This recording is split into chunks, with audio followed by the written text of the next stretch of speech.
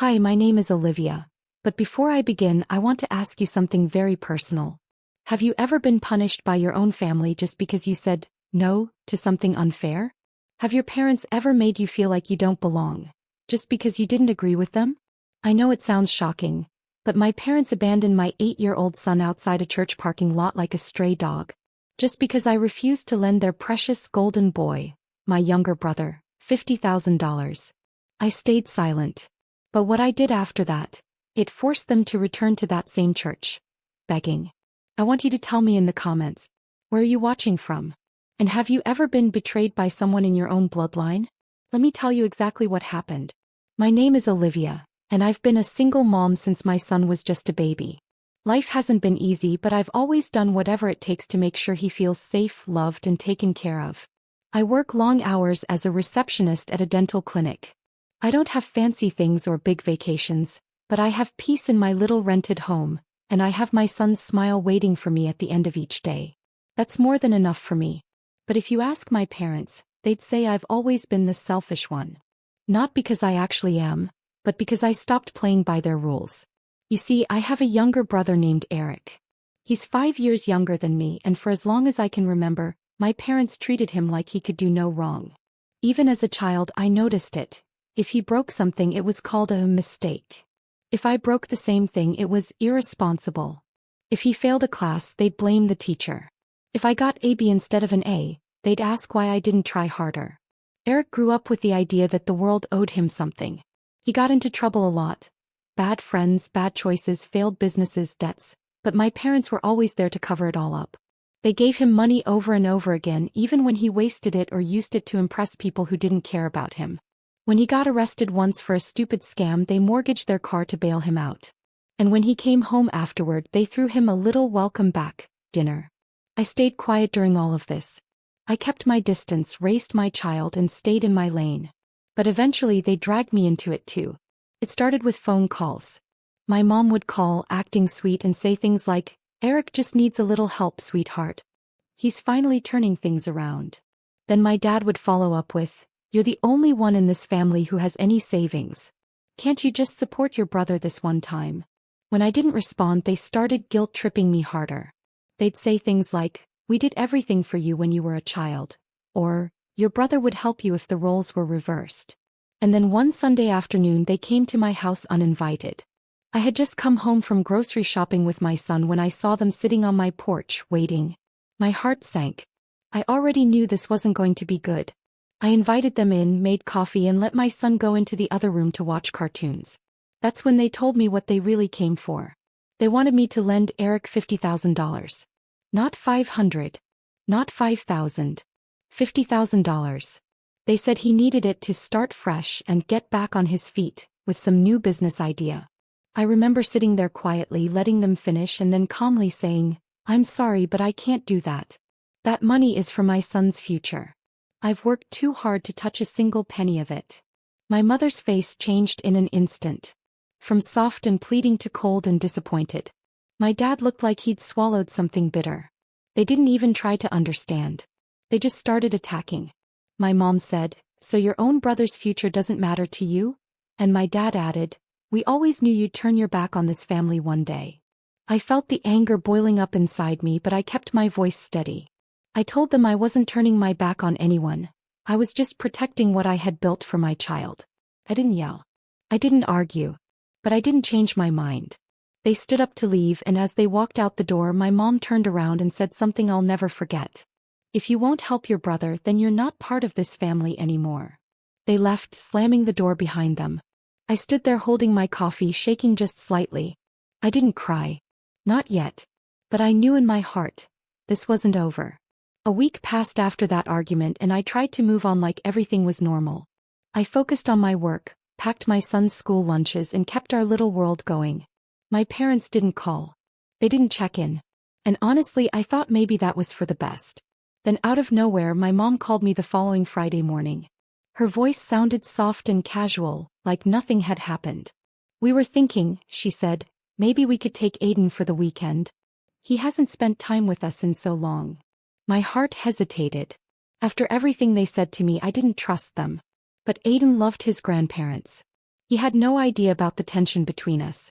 He still thought the world of them. And maybe, just maybe, I thought this could be a step toward repairing things. So I said yes. I packed him a small bag, kissed his forehead, and reminded him to be polite and listen. When they came to pick him up, Aiden was excited. He ran to them with open arms. I watched from the doorway, forcing a smile, praying I wasn't making a mistake. Friday passed. Saturday passed. I didn't hear from them, but that wasn't too unusual. I figured they were just keeping busy. Then Sunday came. Around 2 in the afternoon, I was folding laundry when my phone rang. The number was unfamiliar. I almost let it go to voicemail, but something told me to pick it up. A woman's voice came through, shaky and concerned. "Hi. Are you Aiden's mom?" My heart dropped.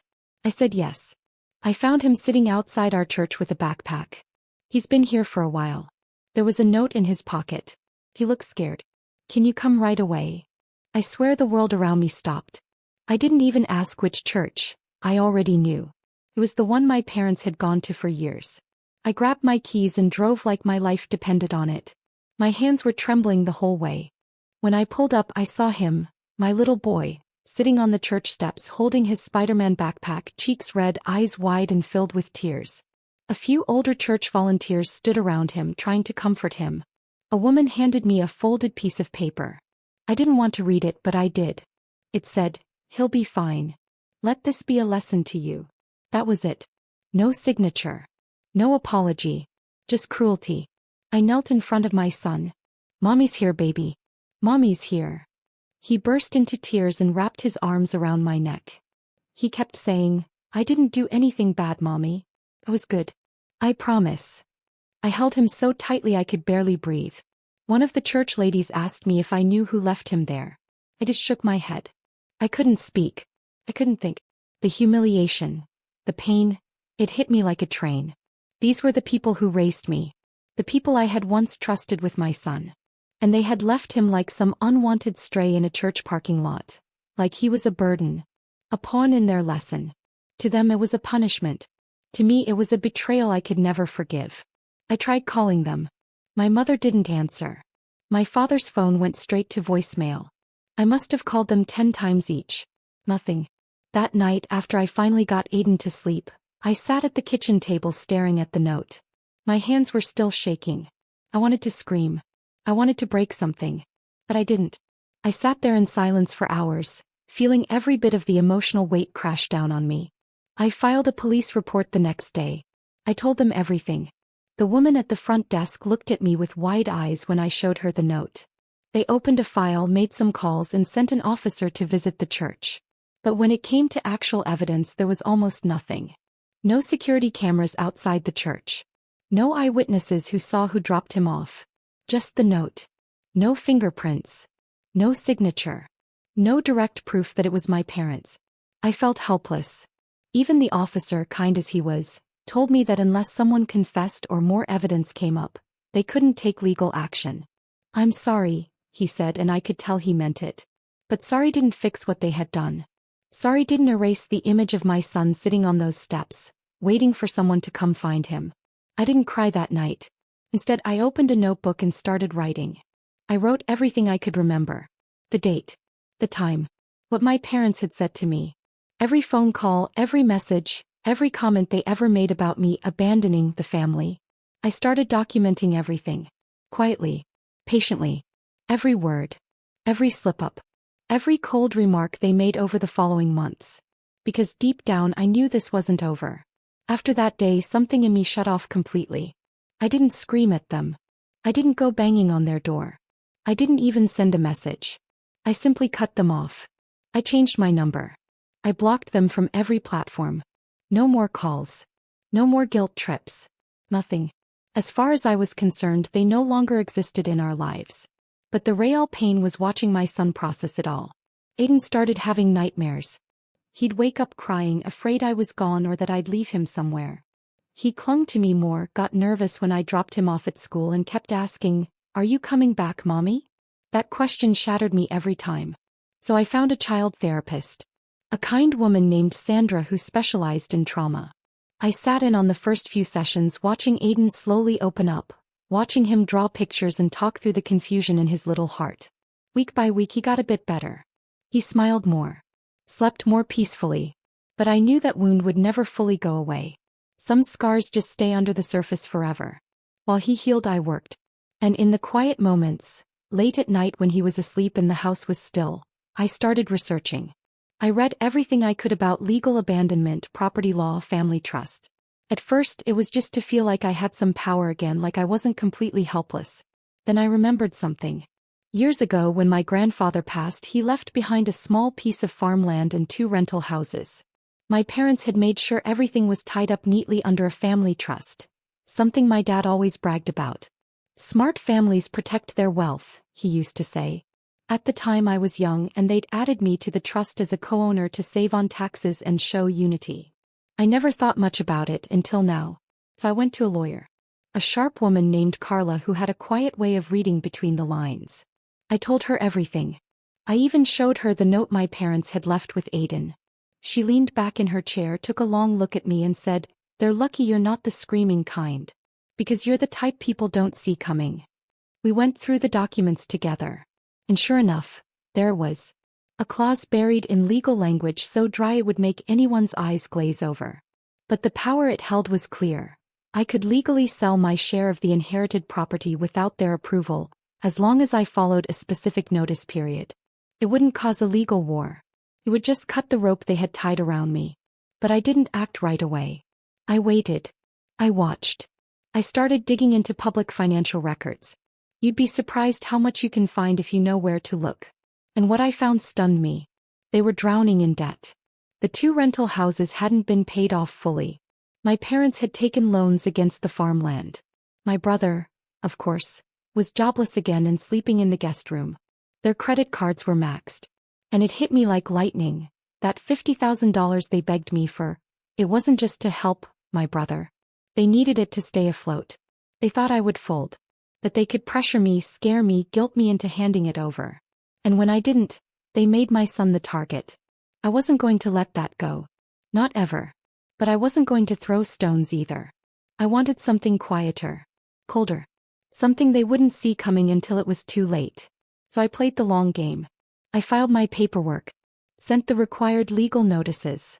I kept it polite, professional, no drama. 6 weeks later, I sold my share to a local investor. The sale went through quietly. I walked away with enough money to set up a solid savings account for Aiden's college fund, pay off my small condo, and breathe without that weight pressing on my chest every day. Then I waited. 3 months later, I got an email, just one line. "We need to talk. Urgently." I didn't reply. They sent letters. They tried calling from different numbers. One time my dad even showed up outside Aiden's school. I had to call security. You see, the rental income they depended on? It dropped the moment the new co-owner raised the rent. The loans on the farmland? The new owner started preparing to sell. And the property they once controlled completely was now in someone else's hands. They were scrambling. I didn't feel sorry. Not even a little. This wasn't revenge out of hatred. This was protection. For my son. For myself. For the life they tried to sabotage. I didn't yell.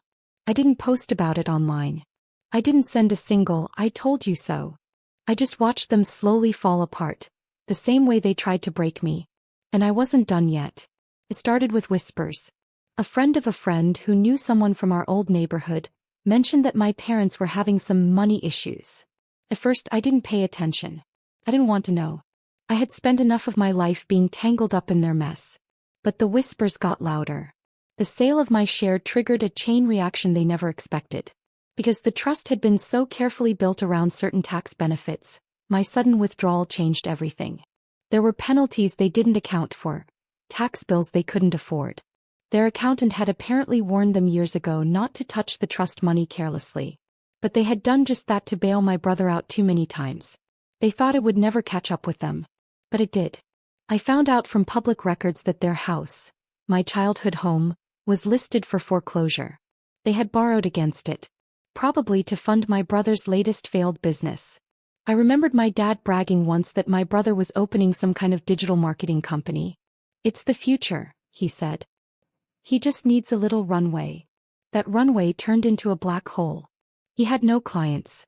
No plan. Just a website, a fancy laptop, and all the confidence in the world. And when the money ran dry, my parents still backed him, hoping he'd magically turn it all around. He didn't. So now, with no trust income and the house in legal trouble, everything started crumbling. I didn't hear this directly from them, of course. They were too proud for that.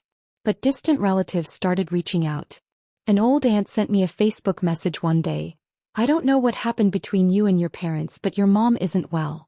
He cries all the time. Your dad looks like he's aged 20 years. Maybe it's time to forgive." Forgive. The same people who left my child outside a church like he was nothing more than a package they didn't want to carry anymore? No. I didn't feel sorry. I didn't feel bitter either.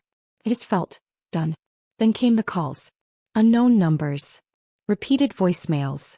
The same soft voice I used to know. My mother's, saying things like, "We need to talk, and please, just 5 minutes of your time." They never said sorry. Not once. Just, "We need help." The messages shifted tone over time. At first they were proud, trying to guilt-trip me. Then they turned desperate. And one day I got a text message from a number I didn't recognize. It said, "Please just help us one last time. Your father is not well. Your brother is struggling. We're losing everything." I stared at it for a long time. Then I locked my phone and put it in a drawer. They had made their choices. Over and over again they had shown me who mattered more to them. My brother could do no wrong, no matter how much he failed, no matter how many chances they gave him. Me, the daughter who worked double shifts, saved every penny, never asked for a thing? I was treated like a threat to their comfort simply because I said no. It wasn't about the money. It never was. It was about control. They wanted me quiet, obedient, afraid to say no. And when I finally stood my ground, they struck where it hurt the most. My child. That wasn't a mistake. That was a decision. A cruel, intentional act meant to punish me. They didn't just abandon my son, they tried to break me. So no.